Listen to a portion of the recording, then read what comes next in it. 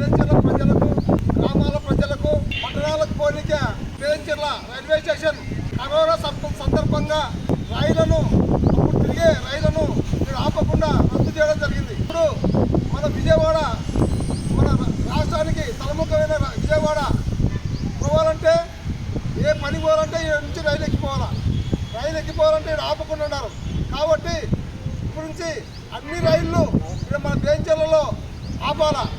Policy పంటలు కానీ పట్టణాలకు, రాష్ట్రాలకు పోతున్నాయి. కాబట్టి వాళ్ళు కూడా ఈడ రైళ్ళు ఆపితే అక్కడి నుంచి వచ్చి ఈడ మన పారిశ్రామికంగా కార్మికులు బాగుపడతారు, ఫ్యాక్టరీ ఓనర్లు బాగుపడతారు.